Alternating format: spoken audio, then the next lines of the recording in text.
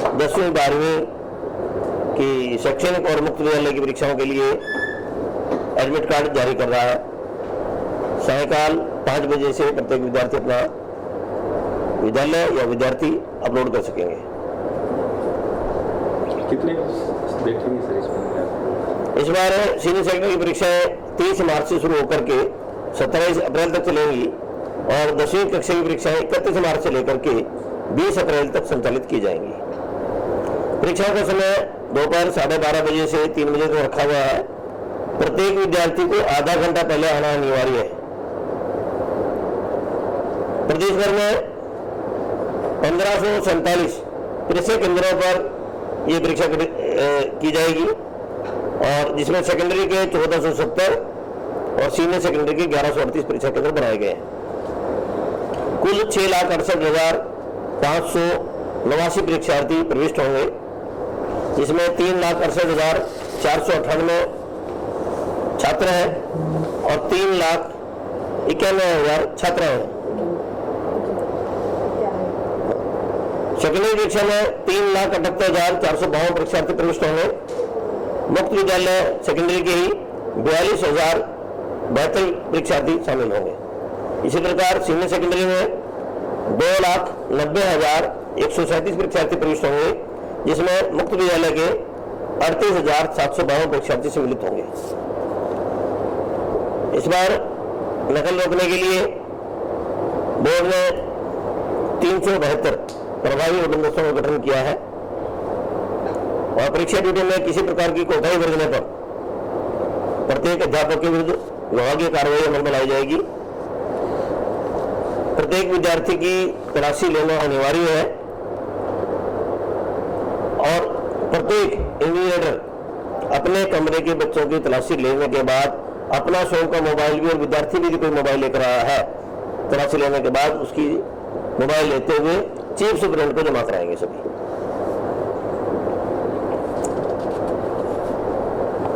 प्रत्येक विद्यार्थी को जो एडमिट कार्ड है, जिसको रोल नंबर कहते हैं, रंगीन A4 साइज पेपर पर लेना है और उस पर अपनी रंगीन फोटो ही अटैच करवा करके लगानी है। प्रत्येक विद्यार्थी को यूनिफॉर्म में आना अनिवार्य है और जो ओपन के मुक्त विद्यालय के विद्यार्थी हैं वो अपना आधार कार्ड, मूल आधार कार्ड साथ लेकर के आएंगे। विद्यालय विद्यार्थी हैं उनको अपना यूनिफॉर्म में आना है और स्कूल का प्रवेश पत्र और अपना आधार कार्ड साथ लेकर के आना अनिवार्य है। जी, स्कूलों के बच्चे भी आधार कार्ड लेकर आएंगे? हाँ, प्रत्येक विद्यार्थी के पास अपना विद्यालय का जो प्रवेश पत्र है वो होना चाहिए और उसमें अपना आधार नंबर भी साथ लेके आए। कितनी देर लेट होने पर प्रतिबंध है कि अंदर नहीं एंट्री? आधा घंटा पहले आना अनिवार्य है। आधा घंटा लेट आए तो एंट्री नहीं है? वो एंट्री नहीं होगी। परीक्षा प्रारंभ होने के बाद किसी विद्यार्थी की एंट्री नहीं होगी। परीक्षाओं की खास बात क्या रहेगी सर? ये बताया गया था कि 2 प्रश्न पत्र दिए जाएंगे, क्या साथ-साथ प्रश्न पत्र दिए जाएंगे या अलग अलग प्रश्न पत्र दिए जाएंगे? एक ही ओएमआर सीट दी जाएगी या आंसर सीट पर वो करना होगा सर? कोरोना की परिस्थितियों को ध्यान में रखते हुए 9वीं से 12वीं प्रत्येक कक्षा का 30% सिलेबस कम किया गया है। अभी 9वीं से 11वीं की परीक्षाएं प्रारंभ हो चुकी हैं 17 तारीख से और जो 80 अंक की परीक्षा होनी है उसमें 40 अंक की सब्जेक्टिव होगी, 40 अंक की ऑब्जेक्टिव होगी। पहले 40 अंक का सब्जेक्टिव प्रश्न पत्र दिया जाएगा, 1 घंटे के बाद 40 अंक का ऑब्जेक्टिव प्रश्न पत्र दिया जाएगा। कुल मिलाकर 2.5 घंटे की परीक्षा रहेगी। तो क्या ओएमआर सीट दी जाएगी सर या उसी पर? प्रत्येक विद्यार्थी को जो 24 पृष्ठ की 10वीं के लिए, 32 पृष्ठ की 12वीं के लिए उत्तर पुस्तिका दी गई है, उसी में उत्तर लिखना अनिवार्य है। यानी प्रश्न पत्र 2 दिए जाएंगे, सीट एक ही होगी? हाँ, उत्तर पुस्तिका एक ही होगी सबकी। और क्या नई व्यवस्था की गई सर इस बात? क्योंकि कोविड काल के बाद परीक्षा जो है करीबन 2 साल के बाद विधिवत तरीके से परीक्षा बोर्ड लेगा, ऐसे में क्या और किस तरह के इंतजाम? कोविड तो जा चुका है, और क्या इंतजाम? फिर भी कोविड की परिस्थितियों का ध्यान रखते हुए अपना खुद का सैनिटाइजर लेके जाना चाहिए, परीक्षा केंद्र में उपलब्ध रहेगा और मास्क भी लगाना चाहिए। बच्चों को मास्क अनिवार्य है या अनिवार्य नहीं है, ऑप्शनल है, मैंडेटरी नहीं है। लेकिन लगाएंगे तो उनकी सुविधा के लिए है, कहीं गलत हुआ तो बीमार हो जाएंगे, पेशेंट रह जाएंगे। तो ऐसे परीक्षा केंद्रों पर जो मान लो कोविड के कारण से कोई केस आता है तो अलग से उन विद्यार्थियों को बैठाया जाना है। पंचायतों का सहयोग भी वांछित है सर। पहले एक आ गया था कि सीसीटीवी कैमरों की निगरानी में परीक्षा होगी, क्या लगभग ऐसे 100 परीक्षा केंद्र हैं जिनको हम संस्कृत की गिनती में गिनते हैं। उन सब परीक्षा केंद्रों पर कैमरे लगवा दिए गए हैं और उनमें हमारा एक बोर्ड से एक प्रतिनिधि अतिरिक्त ऑब्जर्वर के अतिरिक्त जाएगा बोर्ड से केंद्रों की निगरानी के लिए। अक्सर खबरें आती थी पेपर लीकेज की सर, क्योंकि 2 साल से तो परीक्षा हुई नहीं है। तो ऐसे में क्या माना जाए, पेपर लीक जैसी घटनाएं जो है उनकी पुनरावृत्ति ना हो, बोर्ड किस तरह से मुस्तैदी बरतेगा? ये तो इसमें हम सबकी जिम्मेदारी है कि भाई पेपर लीक भी ना हो, पेपर आउट भी ना हो। कोई ऐसे सेंटर भी चिन्हित किए गए हैं जहाँ पर नकल का ज़्यादा डर रहता है या केसेस ज़्यादा? ऐसे परीक्षा केंद्रों पर कैमरे लगवाए गए, कितने गए होंगे? लगभग 100 के आसपास ऐसे परीक्षा केंद्र है पूरे प्रांत भर में जिनमें सीसीटीवी कैमरे की सर्विलेंस में उन केंद्रों पर परीक्षा होगी और बोर्ड से एक प्रतिनिधि अतिरिक्त लगाया जाएगा। जो व्यवस्थाएं पूर्व में थी सर, कि जो प्रश्न पत्र खोला जाएगा, बाकायदा मैसेज आएगा, क्या उसी तरह की व्यवस्थाएं अब की जाएंगी बोर्ड कंट्रोल कक्ष में? जो है प्रत्येक परीक्षा केंद्र पर एक ऑब्जर्वर की भी ड्यूटी लगाई गई है, एक सुप्रीडेंट होगा, 2 डिप्टी सुप्रीडेंट होंगे, विद्यालय का जो मुखिया है जिस विद्यालय में परीक्षा केंद्र है वो चीफ सुप्रीडेंट होगा और प्रत्येक चीफ सुप्रीडेंट के लिए हिदायत दी गई है कि वो अपना प्रतिनिधि नियुक्त नहीं करेगा, उसको स्वयं ड्यूटी देनी है। बोर्ड मुख्यालय के अलावा कहाँ कंट्रोल कक्ष नियंत्रण कक्ष बनाए गए प्रदेश में? 7 केंद्रों पर पूरा कंट्रोल करने के लिए कंट्रोल रूम बनाए गए हैं और वहाँ पर सब उड़न दस्ते भी अलग से लगाए जाएंगे, RF के अतिरिक्त STF लगाई जाएगी। विद्यार्थियों से बोर्ड प्रशासन, बोर्ड अध्यक्ष और दूसरे जो अधिकारी क्या अपील रहेगी? विद्यार्थी, अभिभावक, साथ साथ जो टीचर हैं उनसे क्या अपील रहेगी? विद्यार्थियों से भी, अभिभावकों से, अध्यापकों से भी और आम जनता से भी, क्योंकि ये परीक्षाएं विद्यार्थियों के मूल्यांकन के लिए हैं, वो सब निश्चित रूप से पहले प्रत्येक विद्यार्थी उसको पढ़े और पढ़ने के बाद उसका उत्तर दे, ताकि उससे न तो कठिन होगी और ठीक रहेगा, उत्तर भी ठीक आएगा। सर, क्या ऑनलाइन में परीक्षा करने का प्रावधान रखा जाए जिस प्रकार यूनिवर्सिटी ने किया कि घर बैठे ऑनलाइन परीक्षा? देश भर के किसी भी बोर्ड ने इस प्रकार की कोई व्यवस्था नहीं की है और संभव भी नहीं है। 6,68,000 विद्यार्थी प्रविष्ट हो रहे हैं, तो ऐसे विद्यार्थियों को ऑनलाइन परीक्षा देना संभव नहीं है। कल ही MMS की परीक्षा हुई, मैं उसमें खुद गया था, 180% आए थे। लगभग 2 घंटे में सब विद्यार्थियों ने 180% हल भी कर दिए थे। बच्चों ने कि उनके रफ पेज दिया हुआ था साथ में, उसमें भी उन्होंने बहुत कैलकुलेशन की हुई थी। कक्षा कक्षों में कितने विद्यार्थी, क्योंकि कोविड काल में अगर बात करें बताई गई थी तादाद बताई गई थी, कक्षा कक्षों में जो परीक्षा तो प्रत्येक कक्षा 18/20 या 20/22 का है, उसमें प्रत्येक में 24 विद्यार्थी परीक्षा के लिए बैठेंगे और किसी विद्यालय के यदि कक्ष छोटे हैं तो उसमें 18 परीक्षार्थी बढ़ाए जाने, ये सबको गाइडलाइन दी गई है।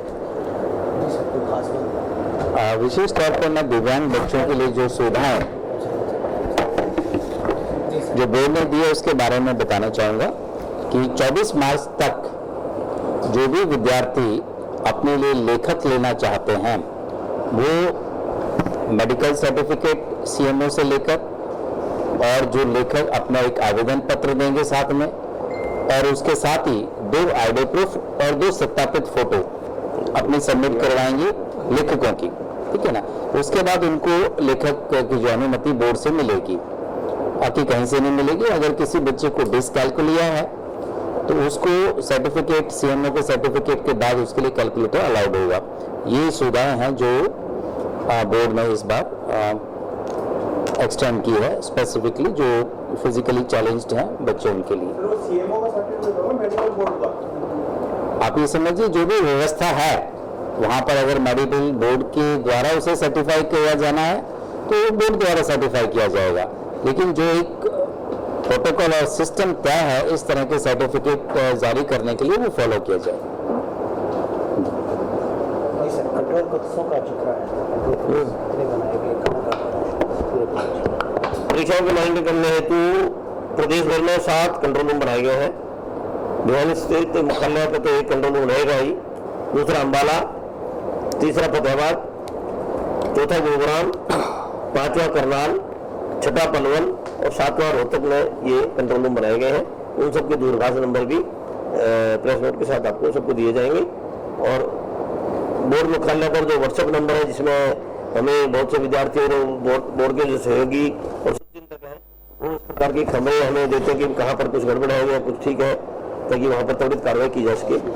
ऐसा भी व्हाट्सएप नंबर जारी किया गया है। निजी स्कूल जो संचालक है सर, उनकी पहले भी ड्यूटी को लेकर जुर्माना भी किया गया है। इस बार क्या उनके लिए भी ड्यूटी जो मैंडेटरी की गई है, आवश्यक की गई है, या कैसे ड्यूटियों का क्या रहेगा सर ऐसे स्कूल? 10वीं 12वीं और ओपन की परीक्षा आयोजित कराने के लिए बोर्ड को लगभग 35,000 अध्यापकों की आवश्यकता रहती है और सरकार में पीजीटी के लगभग 25,000 अध्यापक हैं और प्रत्येक विद्यालय का 50% से ऊपर स्टाफ, क्योंकि 9वीं 11वीं की परीक्षाओं को उन्होंने अपने खुद के भी स्कूल चलाने हैं, 9वीं 11वीं परीक्षाओं के प्रश्न पत्र भी चेक करने हैं। इस कारण प्रत्येक स्कूल से 50% स्टाफ को लगाया जाता है।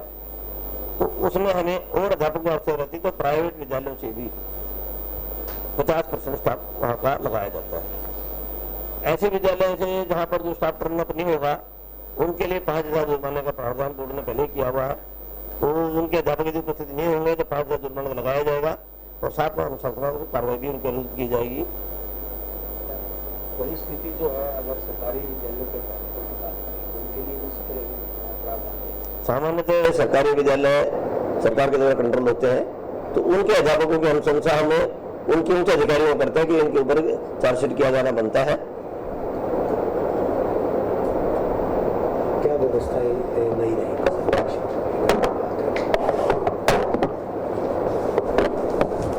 हरियाणा विद्यालय शिक्षा बोर्ड भिवानी द्वारा कक्षा 10वीं और 12वीं की परीक्षाएं 30 मार्च से आरंभ हो रही है और उसके लिए मैं कहना चाहूँगा कि सभी विद्यार्थी, विद्यालय मुखिया या अभिभावक जो भी बच्चों का प्रवेश पत्र है, एडमिट कार्ड है, उस पर जो निर्देश दिए गए हैं उनको भली भांति पढ़ें और अगर किसी भी विद्यार्थी के लिए प्रवेश पत्र में कोई भी डाटा में अगर त्रुटि है वो 24 मार्च तक 300 रुपये शुल्क के साथ बोर्ड में आकर अपना करेक्शन करवाएं और परीक्षा आरंभ होने के बाद या परीक्षा होने के बाद किसी भी विद्यार्थी के फोटो और हस्ताक्षर की कोई भी त्रुटि हो ठीक नहीं की जाएगी। इसलिए सभी स्कूल मुखियाओं को और बच्चों को पुनः निर्देश दिए जाते हैं, अगर किसी भी विद्यार्थी के फोटो में या हस्ताक्षर में कोई त्रुटि है तो परीक्षा आरंभ होने से पहले उसको ठीक करवा लें। परीक्षा केंद्रों को लेकर सर कहीं न कहीं गतिरोध होता है। परीक्षा केंद्रों को लेकर जिस तरह से कहा गया था कि निजी स्कूलों की अक्सर शिकायत रहती है कि उनके परीक्षा केंद्र यंत्र तंत्र जो बनाए जाते हैं, सरकारी विद्यालयों के परीक्षा केंद्र गाँव में बनाए जाते हैं। क्या इस तरह का इस बार भी कोई इस तरह की दिक्कत है या उसमें कोई तरमीम की गई है? लगभग 70 से 75% विद्यालयों को हमने उनकी पहली चॉइस पर या दूसरी चॉइस पर बताया है। शेष ऐसे विद्यालय जिन्होंने 11वीं में तो अपना कुछ कराया था लेकिन 10वीं और 12वीं में जाकर के उन्होंने और बच्चे अधिक तो जोड़ लिए हैं, ऐसे विद्यालयों को हमने तहसील केंद्र पर, उनकी फिर चौथी थी, 5वीं थी, सब डिवीजन पर, डिवीजन पर या तहसील पर बैठाया है। इस प्रकार के 25% विद्यालय हैं। कुल कितने परीक्षा केंद्र पूरे प्रदेश की अगर बात करें? आपने फ्लाइंग स्क्वायर्स बताए 1547 परीक्षा केंद्र पूरे हरियाणा भर में बनाए गए हैं। सर, स्टूडेंट्स को नकल से बचने के लिए क्या संदेश देना चाहिए? स्टूडेंट्स को हाँ, जो एग्जाम देंगे परीक्षार्थी, स्टूडेंट से अपने घर से चलते हुए अपनी जेब खुद स्वयं चेक कर ले कि उसमें किसी प्रकार का पिछला प्रश्न पत्र या कोई पर्ची तो नहीं है और अपना जेब साफ करते हुए परीक्षा प्रवेश में अपने ज्योमेट्री बॉक्स ट्रांसपेरेंट लेकर के जाए, अपने फट्टे को साफ कर ले, उस पर कोई पिछला लिखा हुआ तो नहीं है, तो किसी प्रकार की चीटिंग में नहीं फंसेगा। कोई खास व्यवस्था सर और कोई नई चीज इस बार की परीक्षा में या उनसे पहले की तरह चलेगी? रूटीन में उनकी ख्याल रखते हुए कि हमें 30% सिलेबस कम किया है, बच्चों को किसी प्रकार का बर्डन ना पड़े और उनकी सुविधा के अनुसार ही प्रश्न पत्र तैयार कराए, क्योंकि बहुत सारे स्कूलों में तो ऑनलाइन क्लासें लगी है या कुछ विद्यालय स्कूल में विद्यार्थी गए ही नहीं, क्योंकि सरकार की तरफ से हिदायत थी कि उनकी एब्सेंट न लगाई जाए। तो अब सब नहीं लगने हैं तो फिर विद्यार्थी स्कूल में ऐसे ही जाता है। पहले भी चर्चा ये थी सर कि हरियाणा दल शिक्षा बोर्ड की तिथियों को लेकर, परीक्षाओं को लेकर, हालांकि सीबीएसई के द्वारा जो है परीक्षाएं पहले ही उनकी तिथि मुकर्रर की गई थी, लेकिन विद्यालय शिक्षा बोर्ड 1 महीना पहले परीक्षा ले रहा है। तो विशेष प्रयोजन इस परीक्षा के पीछे? जेई और नीट की जो परीक्षा होगी उसमें हमारे विद्यालय शिक्षा बोर्ड के जो विद्यार्थी हैं 10वीं 12वीं के, उनको अधिक समय मिलेगा और तैयारी अधिक कर पाएंगे और उनकी सिलेक्शन ज़्यादा हो सकेगी। जाहिर तौर पर परीक्षा परिणाम भी जल्द से जल्द जारी किए जाएंगे। सामान्यतः प्रोसेस है कि 45 दिन में रिजल्ट घोषित करते हैं। अभी बार प्रयास रहेगा कि 40 दिन में करें। सर एक इम्पोर्टेंट क्वेश्चन जो आपने त्रुटि का बताया 300 देकर के ठीक करा सकते हैं, ये जो 300 देकर के यहाँ आना पड़ेगा, ये ऑनलाइन का प्रावधान है क्योंकि बच्चों के पास टाइम बहुत कम है। बच्चों को नहीं होगा, स्कूल की गलती है, स्कूल को आने की आवश्यकता है। स्कूल को बार बार हमने चेक लिस्ट दी है, बार बार उनको चेक करने की लिस्ट डाली है, उसके बाद भी वो चेक नहीं करते तो इसलिए उनको जुर्माना भी लगेगा और डॉक्यूमेंट वेरीफाई भी कराने पड़ेंगे वास्तव में ये बदलवाना ठीक बदलवा रहा है। कहीं कल को ये तो नहीं कि आज तो कोई और बदलवा के ले गए और फिर परीक्षा के बाद दूसरा लेकर के आ जाए। ऑफलाइन रहेगा। तो यानी कि परीक्षा में कोई नकली आदमी ना बैठे, इस कारण से वो ये व्यवस्था की कि बोर्ड में आकर के डॉक्यूमेंट दिखाकर ये चेंज कराया जाएगा और जुर्माना भी देना होगा।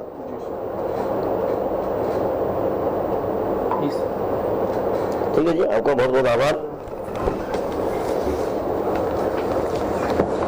फिनिश करते गए